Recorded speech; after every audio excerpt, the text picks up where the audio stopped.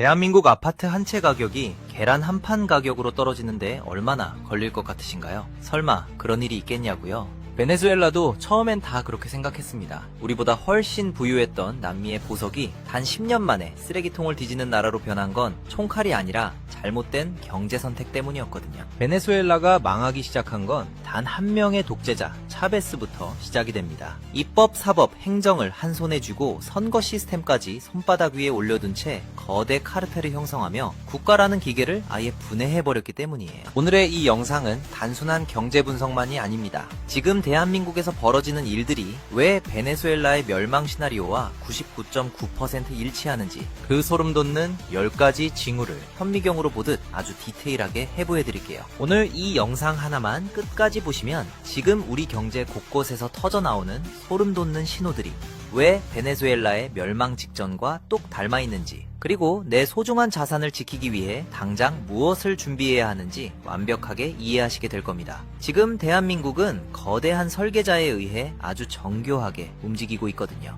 대한민국의 진짜 공포는 아직 시작도 안 했습니다. 반갑습니다. 오싹한 경제입니다. 오늘은 대한민국이 제2의 베네수엘라로 확정되는 순간 나타나는 3가지 징후를 넘어 국가 시스템 자체가 해체되는 10가지 평행이론에 대해 아주 깊숙하게 파헤쳐보려고 합니다. 지금 우리 눈앞에서 벌어지는 사법개혁, 입법 독재, 그리고 부정선거 의혹까지 이 모든 것이 어떻게 여러분의 지갑을 털어가고 화폐를 쓰레기로 만드는지 그 공포스러운 메커니즘을 전부 정의해드릴게요. 여러분, 오늘 이 영상은 정말 중요합니다. 끝까지 보셔야 살아남을 방법을 찾으실 수 있습니다. 본론으로 들어가기 전 구독과 좋아요 제발 한 번씩 꼭 부탁드립니다. 자, 우선 우리가 가장 먼저 주목해야 할 지점은 뭘까요? 바로 사법부의 함락입니다. 베네수엘라의 차베스와 마두로가 가장 먼저 한 일이 뭔지 아십니까? 바로 사법개혁이라는 이름의 사법부 장악이었습니다. 당시 베네수엘라 대법원은 정권의 실책에 제동을 걸 수 있는 유일한 기관이었죠.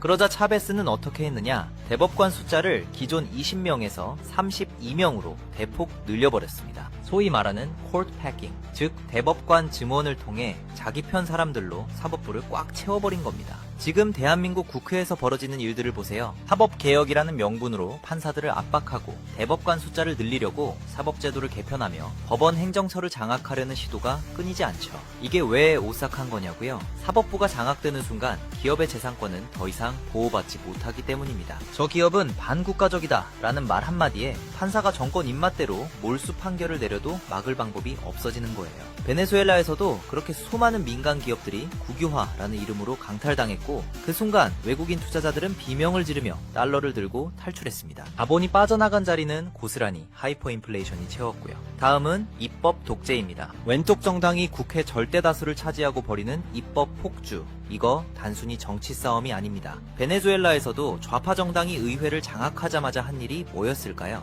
바로 행정부의 권한을 무력화하고 자기들끼리 법을 만들어 헌법 위에 군림하는 것이었습니다. 이들은 위임 입법이라는 제도를 악용해서 대통령이나 국회의장이 의회 절차도 무시하고 마음대로 법령을 공포할 수 있게 만들었어요. 지금 우리나라도 마찬가지입니다. 헌법 정신은 무시한 채 머릿수로 밀어붙여서 시장 경제의 근간을 흔드는 법안들을 쏟아내고 있죠. 기업 규제 3법, 노란봉투법, 그리고 반시장적인 각종 규제들. 이런 법안들이 통과될 때마다 대한민국 경제라는 엔진에는 소금물이 뿌려지는 겁니다. 입법부가 정당의 사유물이 되는 순간 법은 더 이상 약자를 지키는 방패가 아니라 국민의 재산을 털어가는 강도의 칼이 되는 겁니다. 대한민국 역시 입법부를 장악했으며 사법부와 헌법재판소를 비롯한 사법기관을 서서히 압박하며 장악하고 있습니다. 그리고 대통령이라는 이름으로 행정부까지 장악했고 심지어 언론까지 장악하며 마침내 완벽한 마침표를 찍었습니다. 삼권 분립은 실종됐고 견제와 균형은 사라졌으며 모든 권력이 하나로 합쳐진 기괴한 완전체가 탄생한 겁니다. 여러분, 삼권 분립이 없는 나라는 북한 같은 공산국가 말고는 없습니다. 경쟁이 사라진 권력은 반드시 부패하고 그 부패의 비용은 국민의 혈세로 메워지는 법입니다. 이게 왜 소름 끼치는 일인지, 대한민국 경제에 어떤 비극을 불러올지 지금부터 낱낱이 파헤쳐드리겠습니다.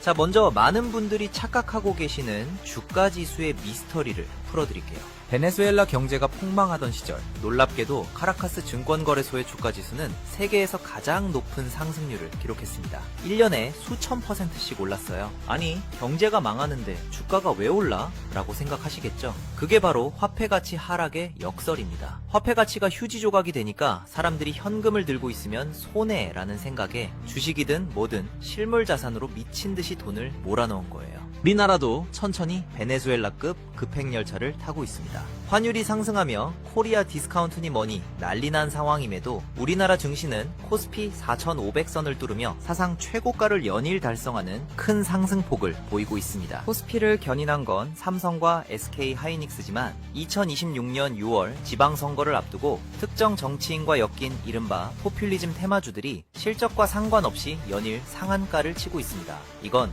굉장히 위험한 신호입니다. 실물 경제는 국방비도 못 줄 정도로 거덜나고 있는데 특정 정치 세력과 결탁한 자금들이 증시를 교란하고 지수만 높여놓는 상황 말이죠. 이건 성장이 아니라 부패의 증거입니다. 베네수엘라 국민들도 주가가 오를 때 부자가 되는 줄 알았지만 나중에 팔고 보니 그 돈으로 빵 한 조각도 못 사는 상황을 맞이했습니다. 지금 대한민국의 고물가와 주가 변동성, 이 뒤에는 화폐 가치를 고의적으로 떨어뜨려 부채를 탕감하려는 세력의 치밀한 계산이 깔려 있습니다. 그리고 가장 소름 돋는 지점, 바로 선거 시스템 장악입니다. 마두로가 체포된 결정적인 이유가 뭐라고 했죠? 마약 카르텔도 있지만 그와 더불어 가장 핵심적인 건 바로 도미니언과 스마트매틱 같은 전자 개표 시스템을 이용한 선거 조작이었습니다. 베네수엘라는 세계에서 가장 앞선 전자투표 시스템을 가졌다고 자랑했지만 그 실체는 정권이 원하는 대로 숫자를 만들어내는 디지털 쿠데타 기계였습니다. 여러분, 지금 미국 필 월드론 대련이 폭로한 한국 선거 시스템의 취약점, 이거 단순히 음모론으로 치부하고 넘길 일이 아니에요. 선거 시스템의 신뢰가 무너지는 순간 국가 경제는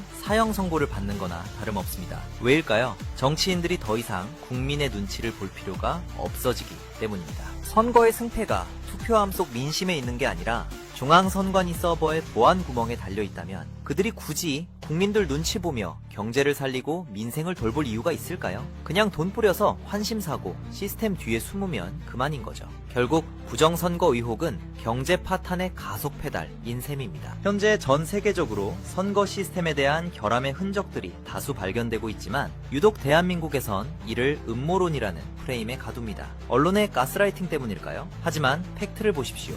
우리나라 17개 시, 도, 선관위원장이 누구입니까? 모두 현직 대법관과 지법원장들이에요. 감시해야 할 주체와 심판해야 할 주체가 같은 기이한 구조인 거죠. 누군가 의혹을 제기해도 자신들이 관리하는 시스템이니 자신들이 판단합니다. 내가 훔쳐도 내가 무죄라고 하면 그만인 구조적 결함, 이게 정말 정상일까요? 조금의 의혹이 생겨도 밝혀야 하는 게 대한민국 자유민주주의 국가 시스템입니다. 북한에게 8번의 해킹을 당하고도 국정원의 보안 점검을 거부한 선관위입니다. 이것을 어떻게 이해해야 할까요? 선거 시스템에 대한 의혹이 투명하게 완벽히 해소되지 않는 한 대한민국 경제의 근간인 신뢰 회복은 불가능해 가깝습니다. 사법부 장악과 입법 독재, 그리고 주가 급등의 역설과 부정선거 의혹까지 베네수엘라의 멸망 공식과 우리나라가 너무 비슷해서 소름 돋지 않으신가요? 하지만 진짜 무서운 건 이렇게 장악된 국가 기계가 본격적으로 여러분의 지갑을 도륙하기 시작하는 단계입니다. 베네수엘라가 망할 때 사람들이 가장 이해하지 못했던 게 뭔지 아세요? 나라가 이렇게 개판인데 왜 정권은 저렇게 당당할까?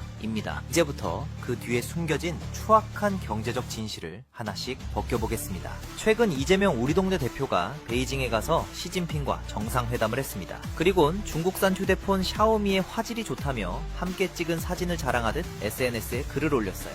그가 올린 댓글에 인도인으로 추정되는 네티즌이 선생님, 베네수엘라 마두로도 같은 스마트폰을 썼다는 사실을 알고 계십니까? 라는 글을 남겼어요. 이것 때문에 중국인들이 답글을 달고 난리가 났었는데 이제는 하다하다 인도인들까지 우리 정치 상황을 조롱하고 있는 참으로 국격이 떨어지는 상황인 거죠. 이게 그냥 웃고 넘길 일이 아닙니다. 전 세계 시장이 한국을 바라보는 시선이 베네수엘라를 보던 그 차가운 시선으로 변하고 있다는 뜻이니까요. 자, 여기부터 정말 소름 끼치는 부분이에요. 대만 언론을 통해서 폭로된 이른바 사요사답이라는 밀약의 실체인데요. 이재명 정부 측에서는 사실 무근이라고 말하고 있지만 그 내용을 자세히 뜯어보면 왜 이게 우리 경제의 사형 선고인지 바로 알 수 있습니다. 중국이 요구했다는 내용들을 보세요. 하나의 중국 정책을 준수하라. 미국과의 국방 협력을 중단하라. 특히 주한미군의 임무 확대를 반대하라. 여러분, 이게 단순한 외교 관계로 보이십니까? 이건 거의 협박과 명령이나 다름없어요. 경제적으로 해석하면 이건 대한민국을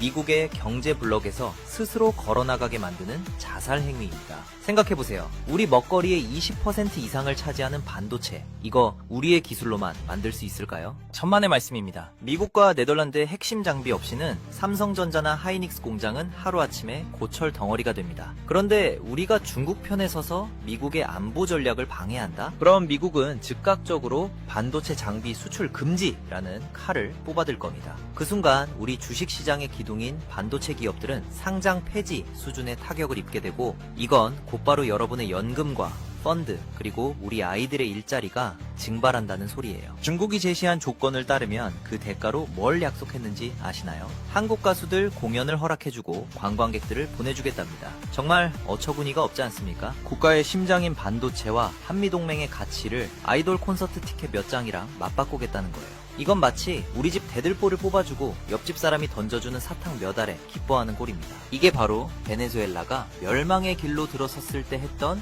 전형적인 실수예요.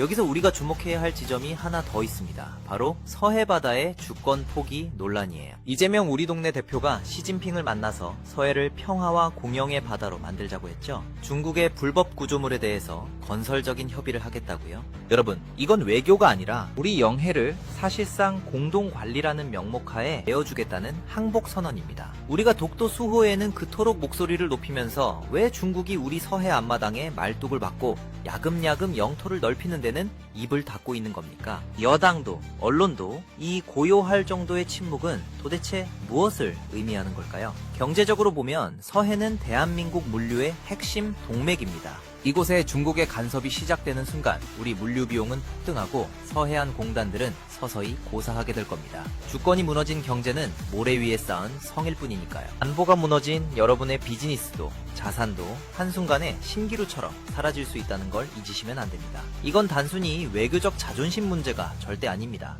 베네수엘라의 마두로를 보세요. 미국과 척을 지고 나서 가장 먼저 달려간 곳이 어디입니까? 바로 중국과 러시아였습니다. 중국으로부터 수백억 달러의 차관을 빌려오면서 베네수엘라는 자국 핵심 자원인 석유의 채굴권과 운영권을 통째로 넘겨줬습니다. 지금 대한민국에서 벌어지는 일들도 판박이입니다. 미국이라는 거대한 집주인이 너네 계속 중국 편들 거야? 그럼 반도체 장비 안 줄 거야? 라고 경고하는데도 굳이 중국에 가서 셀카를 찍고 하나의 중국을 지지한다고 했어요. 이게 뭘 의미하느냐? 대한민국의 핵심 기술과 서해안의 지정학적 가치를 중국에 헐값에 넘기고 대신 정권의 안위를 보장받겠다는 경제적 노예 계약입니다. 반도체가 무너지고 서해 주권이 넘어가면 여러분이 가진 삼성전자 주식이나 서해안 인근 부동산 가치는 어떻게 될까요? 중국의 하청기지로 전락한 나라의 자산 가치는 베네수엘라처럼 영원으로 수렴하게 되는 겁니다. 이 과정에서 나타나는 가장 오싹한 경제 현상이 바로 화폐 가치 하락과 고물가입니다. 베네수엘라는 포퓰리즘 정책을 유지하기 위해 미친 듯이 돈을 찍어냈습니다. 그 결과가 어땠나요? 하이퍼 인플레이션입니다. 아침에 1,000원 하던 계란 한 판이 점심에 10,000원이 되고 저녁엔 10만원이 되는 지옥이죠. 지금 우리나라도 보세요. 물가가 잡힌다고요? 천만의 말씀입니다. 국가 부채는 이미 1,100조를 넘었고 국방비조차 연말에 미지급할 정도로 곳간이 비었습니다. 그런데도 계속해서 기본소득이니 민생지원금이니 하며 돈을 뿌리겠다고 하죠. 이건 복지가 아니라 보이지 않는 세금입니다. 화폐 가치를 떨어뜨려서 국민의 실질 자산을 빼앗아 정권의 빚을 갚는 아주 사악한 수법이에요. 여러분이 평생 모은 1억 원이 1년 뒤에 라면 한 박스 값도 안 되게 만드는 것. 그게 바로 현재 포퓰리즘 정권이 경제를 통제하는 방식입니다.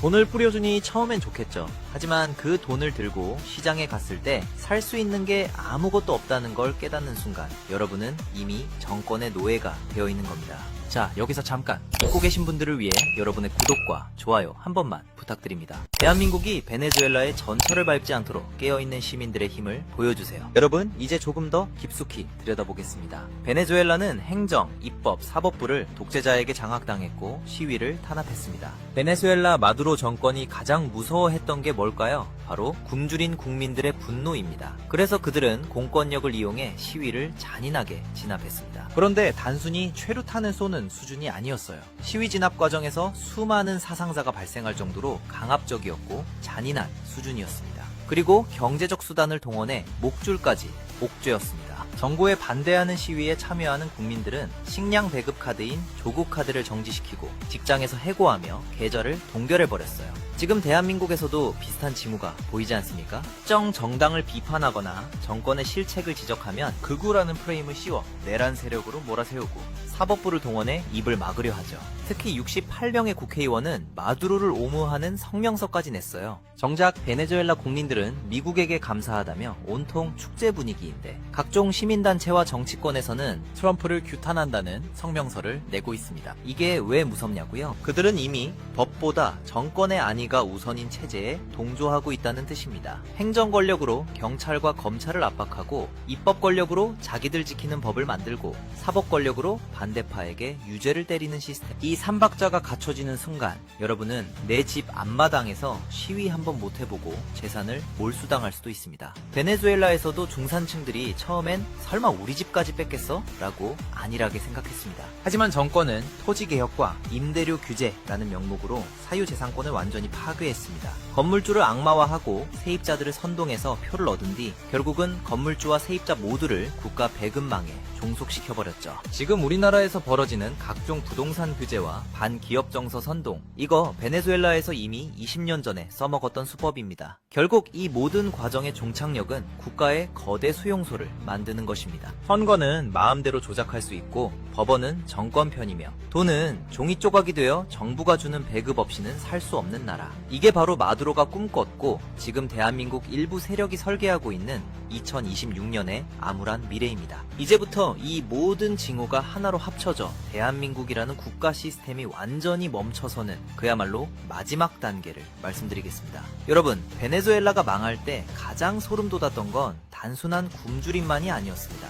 좀 전에 말씀드렸다시피 국가가 법의 이름으로 국민들의 모든 사유재산을 합법적으로 강탈하기 시작했다는 게 무서운 거예요. 그 시작점이 바로 여러분이 지금 보시는 대법관 증원과 사법부 장악이었습니다. 2004년 베네수엘라의 차베스가 대법관을 20명에서 32명으로 늘렸을 때 사람들은 조금 더 합리적인 판단을 내리겠네? 라며 별 신경도 안 쓰고 안일하게 생각했죠. 하지만 결과는 어땠나요? 그 늘어난 자리를 모두 친정부 인사로 채우는 순간 베네수엘라 대법원은 행정부의 도구로 전락했습니다. 10년 동안 정권에 반대되는 판결이 단 한 건도 나오지 않았다는 게 믿겨지십니까? 지금 대한민국 국회에서 나오고 있는 대법관 26명 증원 법안, 이거 어디서 많이 본 그림 아닙니까? 이 법이 통과되는 순간 현재의 정권과 다수당은 자기 입맛에 맞는 판사들로 사법부를 도배할 겁니다. 그렇게 되면 어떤 일이 벌어지는지 아세요? 여러분들이 땀 흘려 일해서 산 아파트, 여러분이 일군 중소기업, 정권이 이건 반국가 극우 세력의 자산이다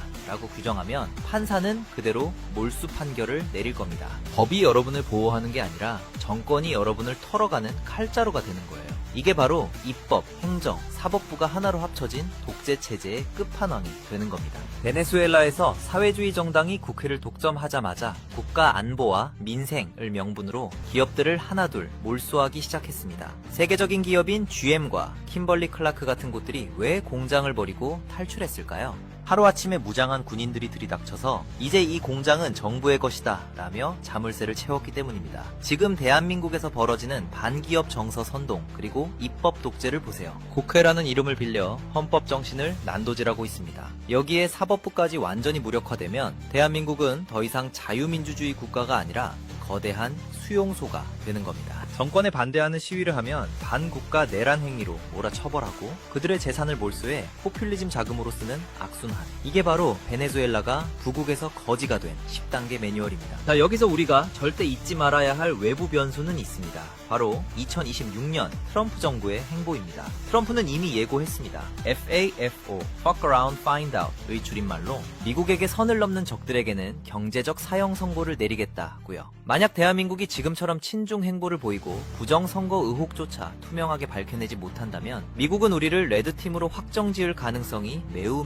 높습니다. 트럼프 2기 정부의 상호무역법은 단순한 관세가 아니에요. 미국 중심의 경제 생태계에서 우리를 퇴출할 수도 있다는 뜻입니다. 달러 결제망에서 제외되고 미국 시장의 수출길이 막히는 순간 대한민국 경제는 1997년 IMF 사태보다 훨씬 더 처참하게 무너질 겁니다. 그때는 도와줄 나라도 없습니다. 미국은 우리를 동맹이 아닌 중국의 앞잡이로 보고 있을 테니까요. 정리해보자면 베네수엘라와 대한민국의 평행이론, 키워드 드립니다. 친중, 사법개혁, 대법관 증원, 입법 독재, 시위 탄압, 부정선거 의혹, 포퓰리즘, 화폐 가치 하락, 고물가, 주가지수 급상승, 이렇게 10가지로 정리해볼 수 있겠습니다. 자, 그럼 우리는 이 지옥 같은 시나리오 앞에서 무엇을 해야 할까요? 이제는 각자 도생의 시대입니다. 첫째, 원화 자산을 실물 자산과 기축통화로 무조건 분산하세요. 나라가 망할 때 가장 먼저 휴지가 되는 게 바로 원화입니다. 달러, 금, 그리고 미국의 핵심 자산에 투자해서 시스템 붕괴에 대비해야 합니다. 자세한 포트폴리오 구성들은 이전 영상들을 꼭 확인해주세요. 둘째, 글로벌 경제의 흐름에 올라타세요. 대한민국이라는 좁은 틀에서 벗어나 전 세계 돈이 어디로 흐르는지